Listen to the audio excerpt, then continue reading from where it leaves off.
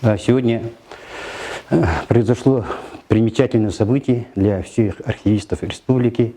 Увидела свет книга Ираиды Самоновны Клеориной «Личный фон», который поступил и хранится в нашем Национальном архиве Республики Саха-Якутия. Она сама начала передавать, она передавала частями, начали изучать, можно сказать, шок, да, для некоторых наших сотрудников, особенно молодых, потому что она человек очень трудной судьбы. Она работала, начинала даже работать в органах НКВД, потом сразу была репрессирована. Она была выпущена из лагерей, а потом опять же повторно ее направили на ссылку. И после этого она не пала духом. Да, человек очень такой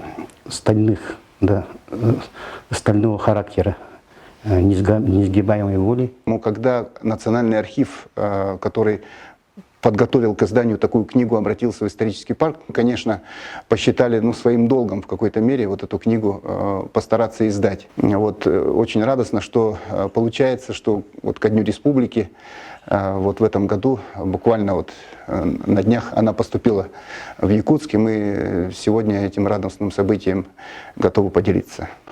Любой такой документ, это автобиографический документ, по сути, Ираиды Самсоновны Клеориной, которая, в общем, прошла очень непростую жизнь, и, будучи уроженкой Якутии, пробыв всего здесь 3 года, в семье, родившаяся в семье политического ссыльного, получилось так, что впоследствии посвятила очень многие годы своей жизни изучению жизни, деятельности наших, можно сказать, национальных лидеров республики, которые стояли у истоков республики.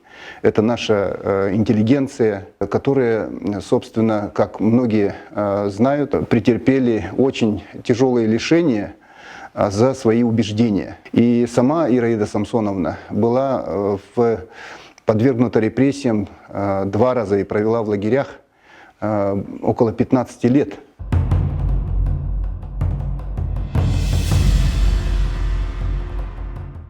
Она занималась биографией деятелей, выдающихся представителей национальной интеллигенции XX века.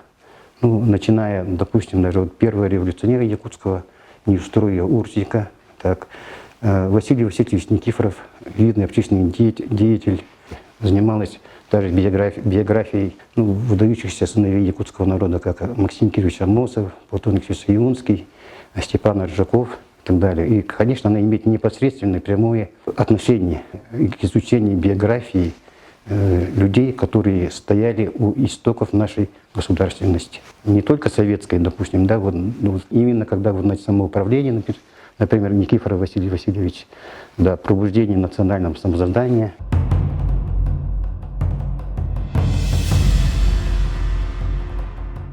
Ираида Самоновна Клеорина, она прожила достаточно длинную, богатую различными событиями жизнь. Она сама является уроженкой города Якутска, нашей землячкой.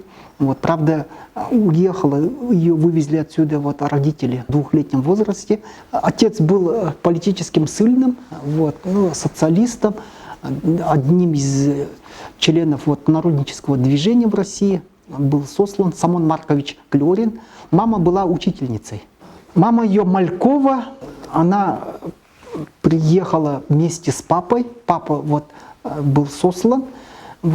Такой образ жен декабристов, он прочно сидел в менталитете русской интеллигенции. Шли вслед за мужьями в глухую якутскую тайгу. Продолжила в Якутии работать в Кресхальджайской школе. В частности, она преподавала для детей, уроки давала. Когда она вместе с родителями уехала на пароходе из Якутска, отплыла. И здесь она описывает, как впервые увидела на том же самом пароходе Василия Васильевича Никифорова. Это известный общественно-политический деятель Якутии, это первый писатель Якутии, драматург, журналист, публицист. Такой факт она детский приводит, что она увидела высокого господина, вот, в костюме, в плаще, в шляпе. Она длительное время вот, провела вот, в ГУЛАГе, вот, была репрессирована в 1937 году, потом повторно вот, была репрессирована это уже в 50 году. Причинами ее заключения были это политические. Это в 1937 год, когда в нашей стране вот, развернулся большой террор. Вот, ее обвинили в шпионаже в пользу Японии. Тут огромный вот объем книги посвящен как раз вот истории репрессий вот, на личном опыте. После первого освобождения из заключения, это 1949 год, к ней напрямую обратился председатель Союза писателей Якутии, это Золотарев, это Николай Якутский, вот, имел свой псевдоним, вот, который попросил ее написать пьесу, сценарий, вот, посвященный первому якутскому революционеру, это Неустроеву Урсику. Вот, и она взялась за дело, вот она в кратчайшие сроки эту пьесу сумела закончить. Пьеса была одобрена в Якутске и поставлена в Якутском музыкальном драматическом театре на сцене. Она, можно сказать, человек многогранный.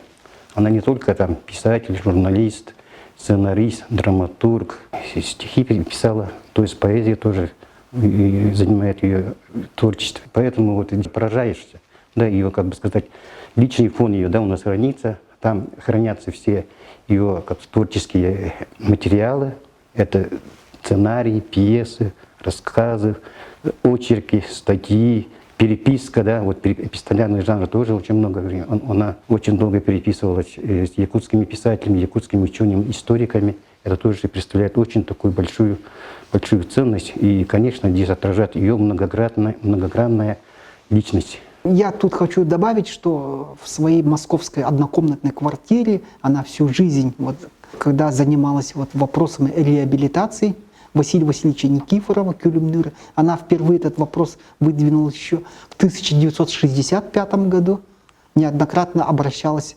с заявлениями в прокуратуру, Верховный суд Советского Союза с тем, чтобы реабилитировать ее. Всяческий раз она получала отказ. Только в 1992 году вот, Василий Васильевич Никифоров был окончательно реабилитирован. Вот, и в ходе вот этой поисковой ее работы в архивах, в библиотеках Москвы, Ленинграда, вот, она собрала в своей квартире вот, богатейший архив. Вот, и на основе вот, ее архива, вот, последние годы ее жизни, вот, она ушла из жизни, это 2002 год, была написана вот эта книга «Опыт автобиографии» «Curriculum Vitae».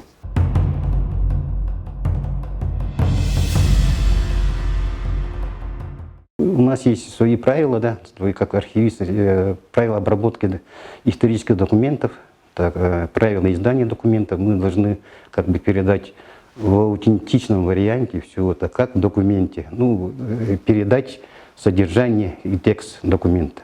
Мы ничего не можем ни убавить, ни прибавить. Как бы это есть исторический источник.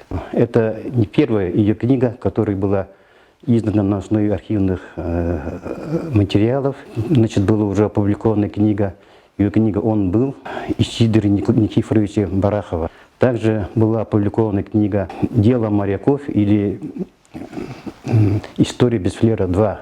Печальные события 1936-1938 годов», когда большая часть наших государственных деятелей, часть национальной интеллигенции Якутии была репрессирована. Она, как Ирида Самонова, как выступает как бы с точки зрения правозащитника. Ну, в ее трудовой биографии эта деятельность занимает большое место.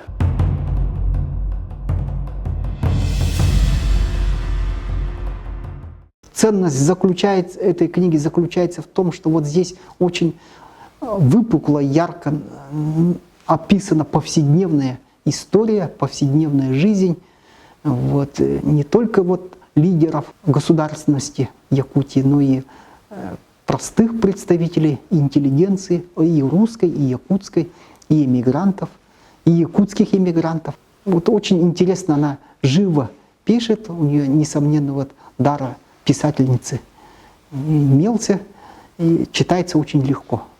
Безусловно, эта книга является научным историческим источником для исследования истории нашей республики и истории нашей страны. Я считаю, что, безусловно, выход такой книги, он скажется на историческом образовании в республике, потому что мы общаемся активно с общественностью, педагогической общественностью, с историками, которые, в общем, активно используют все новые доступные материалы для того, чтобы их, так сказать, преподнести для наших школьников, для наших студентов. Поэтому эта книга – это подарок для нашего учительского сообщества, я считаю.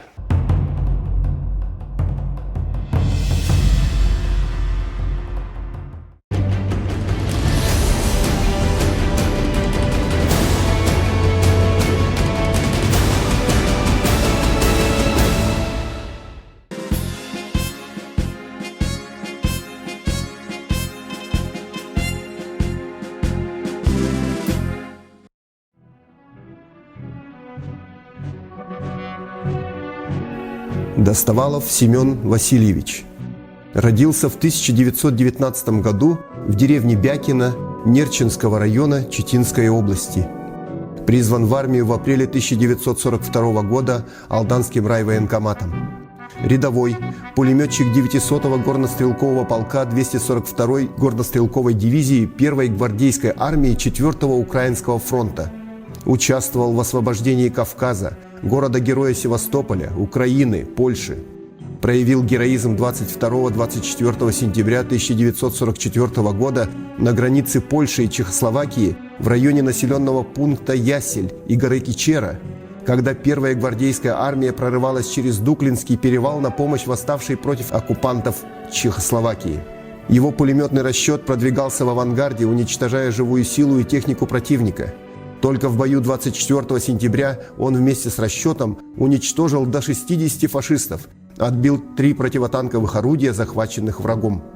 В этом бою пал смертью храбрых. Звание Героя Советского Союза присвоено 21 марта 1945 года посмертно.